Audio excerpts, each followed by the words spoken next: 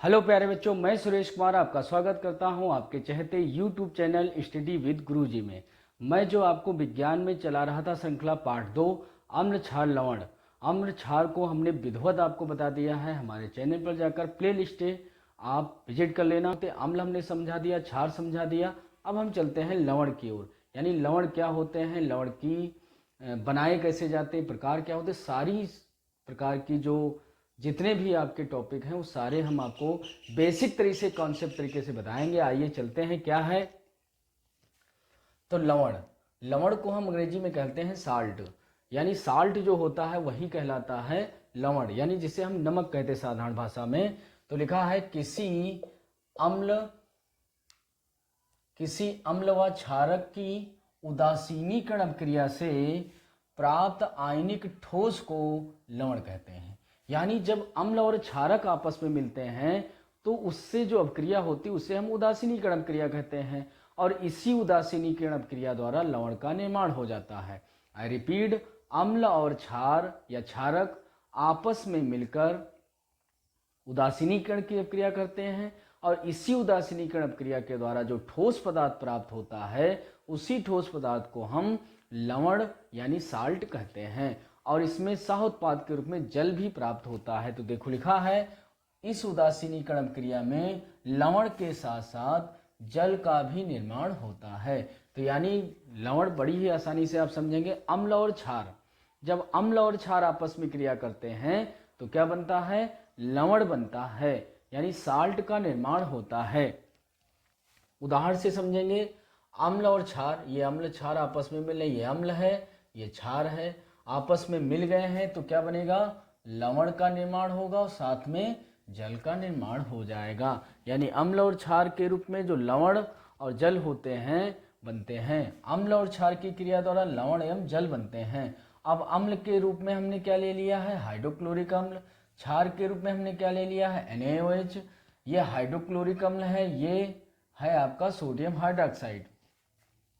ये क्या है, सोडियम क्लोराइड, और ये बन गया जल।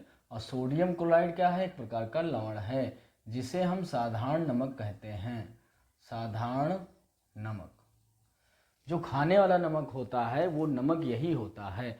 तो इस प्रकार प्यारे बच्चों आप समझ गए होंगे कि हम के लिए कोई भी अम्ल और क्षार ले ले तो आपका बन जाएगा, क्या बन जाएगा, लवण बन जाएगा। तो इसी प्रकार अगर दूसरा उदाहरण कोई अगर लेना चाहते हैं, जैसे आपने ले लिया है NaOH ले लिया है, साथ में आपने क्या ले लिया, H2SO4 ले लिया, H2SO4 के साथ में आपने NaOH ले लिया, तो इस समय भी आपका क्या बन जाएगा, बन जाएगा सोडियम हाइड्रोजन सल्फेट। तो देखो बताते हैं कैसे बनेगा, इसको इरेज कर देते हैं।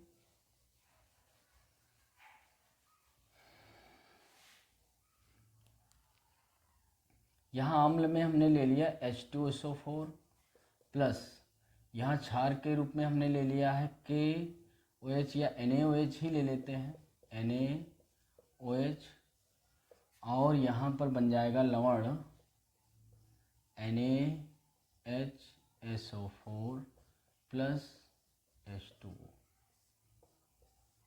ये भी लवण है। तो यहाँ पर देखिए H2SO4 हमने अम्ल ले लिया, NaOH यानी हमने क्षारक ले लिया।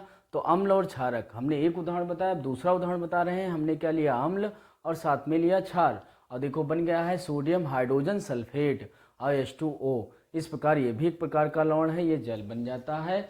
तो इस प्रकार आप चाहे जितने भी अम्ल और क्षारक लेंगे आपका लवण ही बनता है। तो प्यारे बच्चों आप समझ गए होंगे कि लवण किस तरह बनता है, उसको आप किस तरह रिएक्शन के रूप में लिखेंगे। रिएक्शन के लिए आपको सूत्र आना जरूरी है। ये जो रिएक्शन बनती है ये रिएक्शन आप बड़ी आसानी से समझ जाएंगे। उसके लिए आपको समझ में आना चाहिए कि सूत्र कैसे लिखे जाते हैं, सूत्रों के नाम क्या होंगे, उनके नाम कैसे लिखे जाएंगे, उनके सूत्र क्या होंगे, ये सारी चीजें आपको आनी चाहिए। ये जब तक आप नहीं समझ पाएंगे तब तक आप रासायनिक समीकरण सही रूप से नहीं लिख सकते हैं, सही तरीके से नहीं लिख सकते हैं। हमने इसका एक सेपरेट वीडियो बनाया है कि सूत्र, रासायनिक सूत्र और रासायनिक नाम कैसे लिखे जाते हैं, विधिवत तरीके से बताया है। एक बार उसे जरूर विजिट कर लेना, हमारा वादा है आपको जरूर सीखने को मिलेगा से आप सूत्र या नाम लिखते हैं। तो आइए चलते हैं प्यारे बच्चों। तो आपने देखा, दो उदाहरण आपने समझे कि किस तरह अम्ल क्षार मिलकर लवण का निर्माण कर लेते हैं। ये क्या है, सोडियम या हाइड्रोजन सल्फेट, ये है सोडियम हाइड्रोजन सल्फेट। अब ये क्यों बना, कैसे बना ये हम रासायनिक सूत्र में बता चुके हैं। ये कैसे बना, ये संतुलित है कि नहीं तो देखने के लिए Na1 है, Na1 है, यहाँ पर देखिए H2 है और यहाँ H1 है यानी 3 हो गए, एक H ये है और H2 है यानी 3 हाइड्रोजन हो गए। सल्फर 1 है, सल्फर 1 है, ऑक्सीजन 4 इधर है, एक ये है, 5 हो गई टोटल, 4 ये है, एक ये है, 5 है। यानी हम देखेंगे कि ये पदार्थ कहलाते अभिकारक और ये पदार्थ कहलाते हैं उत्पाद। अभिकारक और उत्पाद यानी तीर के पहले तीर के बाद, इसमें जो परमाणु होते हैं, जितने भी भाग ले रहे हैं, जितने भी तत्व भाग ले रहे हैं, जितने भी परमाणु ले रहे हैं, उनके परमाणुओं की संख्या समान है, तो उस समीकरण को हम क्या कहेंगे, संतुलित रासायनिक समीकरण कहेंगे। संतुलित रासायनिक समीकरण कहते हैं। ये हमने पार्ट 1 में पढ़ा दिया है, उसे विजिट कर लेना। तो आइए चलते हैं, ये समझ गए। अब हम चलते हैं लवणों के प्रकार की ओर, यानी द काइंड्स ऑफ साल्ट।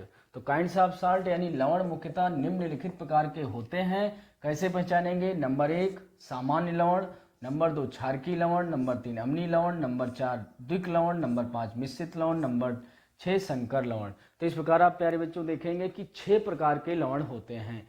6 प्रकार के लवण होते हैं। इन लवणों को समझने के लिए क्या होगा, तो जैसे सामान्य लवण में क्या होता है, जिसमें हाइड्रोजन या OH आयन, जिसमें हाइड्रोजन और OH आयन कोई नहीं होता है, दोनों विस्थापित हो जाते हैं, तो ऐसे लवणों को हम साधारण लवण या सामान्य लवण कहते हैं। जिसमें हाइड्रोजन आयन OH आयन कोई नहीं होते हैं, उन्हें हम सामान्य लवण कहते हैं। जैसे इसमें आपको दिख रहा है NaCl, तो इसमें ना तो हाइड्रोजन है, ना तो हाइड्रोजन आयन है, ना OH आयन है, तो क्या कहेंगे, सामान्य लवण हो जाएगा। दूसरा आपका है क्षारकीय लवण। अब क्षारकीय लवण से आपको पता चला होगा, क्षारकीय मतलब जिसमें क्षारक के गुण हो। अब क्षारक के गुण का मतलब होता है जिसमें आंशिक रूप से OH यानी हाइड्रोक्साइड आयन उपस्थित होता है। ऐसे लवण जिसमें हाइड्रोक्साइड आयन उपस्थित होता है, उन लवणों को हम क्षारकीय लवण कहेंगे। तो आप देखिए यहाँ पर लिखा है PbOHCl। Pb का मतलब यहाँ पर है लेड, OH का मतलब है हाइड्रोक्साइड या हाइड्रोक्सी, और Cl का मतलब क्लोराइड। मतलब इसको हम कहना चाहें तो हो जाएगा लेड हाइड्रोक्साइड क्लोराइड, मतलब lead hydroxy chloride, lead hydroxy chloride. ये सूत्र लिखना बड़ा आसान है, बस आपको थोड़ा हमारे चैनल पर जाकर उस वीडियो को जरूर देखना है। सारे सूत्र लिखना और नाम लिखना बड़ी आसानी से चुटकियों में सीख जाएंगे। तो आइए चलते हैं, ये परिभाषा लिख लेंगे। अगला है अम्लीय लवण। अब परिभाषा क्या होती है, हम बोल रहे हैं जिसमें हाइड्रोजन आयन पूर्ण रूप से विस्थापित नहीं होते हैं, यानी हाइड्रोजन आयन उपस्थित होते हैं, यानी हाइड्रोजन आयन उपस्थित होगा, और अगर हाइड्रोजन आयन उपस्थित है तो उन लवणों को हम अम्लीय लवण कहेंगे। यानी जिसमें हाइड्रोजन आयन उपस्थित होते हैं, उन लवणों को हम क्या कहते हैं, अम्लीय लवण कहते हैं। तो देखो यहाँ पर प्यारे बच्चों आपको दिख रहा होगा NaHCO4, NaHCO4। तो कैसे हो जाएगा, इसका नाम क्या हो जाएगा, सोडियम हो जाएगा, NaH हो जाएगा हाइड्रोजन और SO4, तो इसे कहते हैं sodium hydrogen sulphate, sodium hydrogen sulphate, sodium hydrogen sulphate. बड़ी ही आसानी से सूत्रों के नाम और सूत्र लिखना सीख जाएंगे। तो आप देखते हैं, तो ये उदाहरण हम सारे बता रहे हैं। फिर आगे है द्विक लवण। द्विक लवण का मतलब होता है जब दो लवणों से मिलकर, जिसमें दो लवण एक साथ उपस्थित होते हैं और दो लवणों के योग से जब कोई एक लवण तैयार होता है, मतलब द्वि लवण इसमें उपस्थित हो। द्विक मतलब ही होता है द्वि। देखो इसमें लिखा है द्वि, द्वि द्वि माने होता है दो, द्वि माने होता है दो, जिसमें दो लवण एक साथ उपस्थित होते हैं, या द्वि दो लवणों से मिलकर या संयोग से जो लवण प्राप्त होता है या बनता है, उसी को द्विक लवण कहते हैं। इसको आप क्या करेंगे, जो हम बोल रहे हैं उसी के अकॉर्डिंग आप लिख लेंगे, परिभाषा लिख लेंगे। तो द्विक लवण में क्या होगा, जिसमें दो लवण के संयोग से एक लवण बनता है, उसे हम द्विक लवण कहते हैं। अब यहाँ पर देखिए K2SO4 होता है पोटेशियम सल्फेट, Al2SO4 का होल थ्राइज होता है एल्युमिनियम सल्फेट, और N224H2O मतलब ये हाइड्रेट यानी जल के अणु कितने होते हैं, 24। यानी ये है क्या, यही आपकी फिटकरी है, फिटकरी यानी पोटास एलम, पोटाश एलम। तो इस प्रकार देखेंगे फिटकरी किस प्रकार का लवण है, तो हम कहेंगे द्विक लवण, क्योंकि इसमें दो लवण है, एक पोटेशियम सल्फेट है, एक एल्युमिनियम सल्फेट है। दो लवण होने के कारण इसे हमने क्या नाम दिया, द्विक लवण नाम दिया। तो इस प्रकार प्यारे बच्चों आप ये भी समझ गए होंगे। अगला चलते हैं मिश्रित लवण। मिश्रित लवण का मतलब होता है जिसमें हाइड्रोजन, जिसमें मतलब धन आयन और ऋण आयन दोनों उपस्थित होते हैं, इसी को हम कहते हैं मिश्रित लवण। क्या कहते हैं, मिश्रित लवण। मिश्रित में देखो इसमें क्या होगा, CaOCl2। तो इसमें CaOCl2 ये ब्लीचिंग पाउडर होता है, या किसी को कहते हैं कैल्शियम ऑक्सीक्लोराइड, कैल्शियम ऑक्सीक्लोराइड। और यहाँ पर देखो दो धन आयन उपस्थित हैं, दो धन आयन और साथ में एक ऋण आयन। तो जिसमें दो धन आयन उपस्थित हों या दो ऋण आयन उपस्थित हों और दो, वैसे एक ऋण आयन एक धन आयन, इसमें दो धन आयन एक ऋण आयन, एक ऋण आयन दो ऋण आयन एक धन आयन अगर उपस्थित है तो उसी को हम कहेंगे क्या, मिश्रित लवण। अब ये जैसे क्या है, ये सोडियम पोटेशियम सल्फेट, ये क्या हो जाएगा, सोडियम पोटेशियम सल्फेट। सूत्र का नाम देखो, ये सोडियम है, पोटेशियम है, SO4 सल्फेट होता तो हो गया सोडियम पोटेशियम सल्फेट। यहाँ देखिए कैल्शियम है, ये ऑक्सीजन ऑक्सी हो जाएगा, Cl से कोलाइड होता तो हो जाएगा कैल्शियम ऑक्सी क्लोराइड। इस प्रकार आप नामों को और सूत्रों को बड़ी आसानी से समझ लेंगे। अगला है संकर लवण। संकर लवण का मतलब होता है जिसमें आयन धन आयन उपस्थित होते हैं और मिलकर आपस में मिलकर एक लवण का निर्माण करते हैं, यानी दो मिलकर आपस में निर्माण करते हैं, तो उसी को हम कहते हैं संकर लवण। जैसे ये क्या है, पोटेशियम और Fe होता है फेरस और Cn होता है साइनाइड, यानी पोटेशियम फेरस साइनाइड। फिर से बताते हैं क्या होगा, potassium ferrous cyanide, potassium ferrous cyanide. तो इस प्रकार हमने सारे उदाहरण और इसकी परिभाषा को भी हमने बता दिया। फिर से हम आपको बताना चाहेंगे कि सामान्य लवण, ये तीन लवण आप जरूर पढ़ लेना, सामान्य लवण, क्षारकीय लवण और अम्लीय लवण। द्विक लवण का ये उदाहरण बहुत इंपॉर्टेंट है। सामान्य लवण, क्षारकीय लवण, अम्लीय लवण, द्विक लवण, मिश्रित लवण, संकर लवण। इस प्रकार आपके 6 प्रकार के लवण हो जाते हैं। तो लवण आपने समझ लिया, लवणों के प्रकार समझ लिया, उनके सारे उदाहरण भी समझ लिए। उदाहरणों को हम सूत्र लिख दिए हैं, इनके नाम आप बड़ी आसानी से हमने बोल दिया है, उसको समझ लेंगे। क्या है ये, जैसे Na से होता सोडियम, Cl से क्लोराइड हो जाएगा सोडियम क्लोराइड, Pb से होता लेड, OH से होता हाइड्रोक्सी और Cl से क्लोराइड तो हो जाएगा लेड हाइड्रोक्सी क्लोराइड। Na से होता सोडियम, H से होता हाइड्रोजन, SO फिर से होता सल्फेट तो हो जाएगा सोडियम हाइड्रोजन सल्फेट। आगे है K2SO4 यानी पोटेशियम SO4 यानी पोटेशियम सल्फेट, Al2SO4 का होल थ्राइड यानी Al2 मतलब एल्युमिनियम सल्फेट और 24H2O यानी ये हो जाता है फिटकरी। आगे चलते Ca से होता कैल्शियम, O से ऑक्सी, Cl से कोलाइड यानी कैल्शियम ऑक्सी कोलाइड, या फिर इसी का नाम होता है कैल्शियम हाइपोक्लोराइड। आगे है सोडियम पोटेशियम और सल्फेट है यानी सोडियम पोटेशियम सल्फेट, और ये हो जाएगा potassium ferrous cyanide, potassium ferrous cyanide. इस प्रकार आप प्यारे बच्चों 6 प्रकार के जो आपको लवण बताए गए, सारे लवणों को आपने समझ लिया है। अब हम चलते हैं सीधे जो आपका सबसे इस प्रकृति में, इस धरा पर सबसे ज्यादा जल है, और जल भी सबसे ज्यादा किस रूप में पाया जाता है, समुद्र में रूप में, समुद्री जल ही नहीं लवणीय जल पाया जाता है। अब लवणीय जल का मतलब ये होता है जिसमें लवण उपस्थित होते हैं। अब बात आती है कि जो समुद्री जल है वो खारा क्यों है, तो खारा है लवण के कारण, यानी साल्ट उसमें उपस्थित है। अब ये जब साल्ट उपस्थित, तो उसमें भी सबसे ज्यादा, समुद्र में सबसे ज्यादा कौन सा लवण उपस्थित होता है, तो हम कहेंगे खाने वाला नमक यानी सोडियम क्लोराइड, यानी साधारण नमक पाया जाता है। तो साधारण नमक को बनाने की विधि को हम समझ लेते हैं क्या होती है, आइए चलते हैं। तो देखो लिखा है साधारण नमक यानी NaCl, इसी का नाम है सोडियम क्लोराइड, सोडियम क्लोराइड। अब कैसे बनेगा साधारण नमक, कैसे बनेगा, हाइड्रोजन यानी हाइड्रोक्लोरिक अम्ल और सोडियम हाइड्रोक्साइड के परस्पर उदासीनीकरण से बनता है। यानी साधारण नमक कैसे बनेगा, हाइड्रोक्लोरिक अम्ल तथा सोडियम हाइड्रोक्साइड के परस्पर उदासीनीकरण से बनता है, तब बनता है। यानी हाइड्रोक्लोरिक अम्ल क्या होगा, देखो हमने बताया HCl और साथ में सोडियम हाइड्रोक्साइड यानी हो जाएगा कास्टिक सोडा, कास्टिक सोडा, या इसी को कहते हैं सोडियम हाइड्रोक्साइड। अब देखो यहाँ पर NaCl यानी सोडियम क्लोराइड यानी साधारण नमक, खाने वाला नमक बन जाता है, और साथ में बन जाता है जल H2O।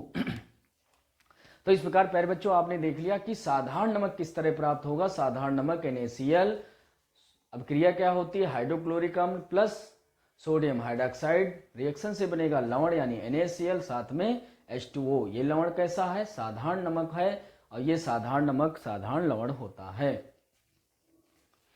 तो अब इतना आपने समझ लिया कि लवण कैसे बनता है, प्रयोगशाला में कैसे बनाएंगे। लेकिन अब बात आती है कि आप औद्योगिक तरीके से अगर लवण का यानी साधारण नमक का निर्माण करना चाहते हैं, तो अगर औद्योगिक के लिए, उद्योग धंधों के लिए आवश्यकता होती तो हम कैसे निर्माण करेंगे इसका। तो अब आए कि साधारण नमक का निर्माण कैसे करेंगे। तो आइए प्यारे बच्चों हम समझ लेते हैं साधारण नमक का निर्माण कैसे करेंगे, देखते हैं जरा। तो कैसे करेंगे, समुद्री जल के वाष्पीकरण द्वारा, ये प्रक्रिया, मतलब इस तरह समुद्री जल का आप वाष्पीकरण करेंगे, और समुद्री जल का जब वाष्पीकरण कर लेंगे, जिसके कारण हम साधारण नमक को बहुत अधिक मात्रा में बना सकते हैं, प्राप्त कर सकते हैं औद्योगिक तरीके से। कैसे, क्योंकि समुद्री जल में हमने बताया सबसे अधिक क्या होता है, खाने वाला नमक होता है यानी NaCl होता है, सोडियम क्लोराइड होता है। तो उसको हम क्या करेंगे, उसको जल यानी जल का क्या करेंगे, वाष्प के रूप में उसका वाष्पोत्सर्जन कर देंगे, वाष्पीकरण कर देंगे। वाष्पन की क्रिया द्वारा जब जल निकल जाएगा तो नीचे ठोस जो पदार्थ बचेगा वो सोडियम क्लोराइड यानी साधारण नमक यानी खाने वाला नमक होगा। अब ये बनाएंगे कैसे, तो जैसे समुद्र का जल है, समुद्र का जल क्यारियों के रूप में आप एकत्रित कर लेंगे, बहुत बड़ी बड़ी क्यारियां बना लेंगे। ये हम छोटी छोटी आपको लग रही होंगी, लेकिन ये क्यारियां बहुत बड़ी बड़ी बनाएंगे आप, जैसे बहुत दूर दूर तक बनाएंगे, जैसे आधा किलोमीटर 1 किलोमीटर लंबाई चौड़ाई की बना लेंगे, और ऊंची उसमें मेढ़ बना लेंगे चारों तरफ। ये देखो बाउंड्री बना लेंगे, ये बाउंड्री बन जाएगी। और जब बाउंड्री बन जाएगी, इसमें अब क्या करेंगे, पंप के द्वारा ये जो समुद्र का जल है ये सब भर लेंगे, सभी क्यारियों में जल को भर लेंगे। जो समुद्र का जल होगा उस जल को इसमें हम भर लेंगे पंप के द्वारा, और पंप के द्वारा हम जल को भर लेंगे। समुद्र के जल को, अब ये क्या है, ये है समुद्री जल, ये है समुद्री जल, और ये क्या है, क्यारियां, लेकिन कैसी हैं, बड़ी बड़ी बड़ी बड़ी सी क्यारियां हैं, और इन्हीं क्यारियों में आप क्या करेंगे, जल को भर लेंगे। अब भरने के बाद आप इसको कुछ दिन आप धूप में ऐसे पड़ा रहने देंगे। अब जब धूप होगी यानी सूर्य का प्रकाश पड़ेगा तो क्या लगेगी, आंच लगेगी, आंच यानी तापमान बढ़ेगा। तापमान से क्या होगा, इससे क्या निकलेगी, इससे वाष्प निकलेगी। क्या निकलेगी, वाष्प निकलेगी, वाष्प। और ये वाष्प क्या होगी, ये जल होगा, यानी जल की वाष्प निकलेगी। और जल की जब वाष्प निकल जाएगी तो इसमें कुछ ठोस पदार्थ रह जाएगा, और वो जो ठोस पदार्थ रह जाएंगे वही क्या होंगे, वही आपका साधारण नमक होगा। साधारण नमक यानी सोडियम क्लोराइड, सोडियम क्लोराइड। तो आपने देखा समुद्री जल के वाष्पीकरण द्वारा हम किसको बना सकते हैं, औद्योगिक विधि यानी उद्योग धंधों के लिए या खाने के लिए हमें अधिक मात्रा में जब नमक की जरूरत हो तो समुद्र के माध्यम से उसका वाष्पीकरण करके, वाष्पीकरण विधि द्वारा हम अधिक मात्रा में नमक को प्राप्त कर सकते हैं, साधारण नमक को प्राप्त कर सकते हैं, साधारण लवण को प्राप्त कर सकते हैं। और साधारण लवण क्या होता है, साधारण लवण होता है सोडियम क्लोराइड। और सोडियम क्लोराइड की कौन सी विधि है, समुद्री जल के वाष्पीकरण द्वारा हम नमक यानी साधारण नमक को बना सकते हैं। ठीक है, इसको आपने विधि को समझ लिया। विधि जब आप समझ गए इसको लिख लेंगे। अगर लिखना है, मान ली लिखने में आपको दिक्कत हो रही, जब आप समझ जाते हैं किसी प्रकरण को तो उसका लिखना बहुत आसान होता, और जब याद करते हैं तब आपको दिक्कत होती। याद हम कभी भी पक्ष में नहीं कि आप याद करो, समझो हर कॉन्सेप्ट को, हर टॉपिक को समझो। जब समझ जाएंगे तो आपको इसका लिखना भी चुटकियों में हो जाएगा। कैसे, जरा देखो, समुद्री जल को बड़ी बड़ी क्यारियां बनाकर उसमें हम पंप के माध्यम से या जिस भी तरीके से आप जल उस क्यारियों में भर देंगे, भरने के बाद कुछ दिनों तक उसे ऐसे पड़ा रहने देंगे और उसका धीरे धीरे वाष्पीकरण हो जाएगा। सूर्य के प्रकाश के द्वारा तापमान जब बढ़ेगा तो उसका धीरे धीरे वाष्पीकरण हो जाएगा। इस प्रकार जो उसमें जल होता है वो वाष्प बनकर उड़ जाएगा, और जब वाष्प बनकर उड़ जाएगा तो उसमें क्या बचेगा, नीचे नीचे जो है रोड़ी के रूप में कुछ ठोस पदार्थ रह जाएगा। वही क्या होगा, वही नमक होगा।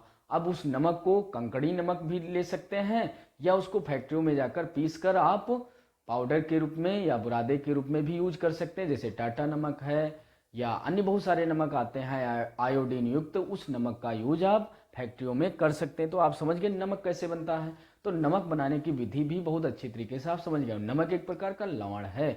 तो अब इसके आगे हम लवण अन्य पढ़ाएंगे आगे की वीडियो में, जो आपके एक एक करके बहुत इंपॉर्टेंट है आपके कोर्स के लिए, और चाहे कॉम्पिटिटिव एग्जाम सबके लिए इंपॉर्टेंट होते हैं। तो यहाँ तक आपने विजिट किया उसके लिए धन्यवाद।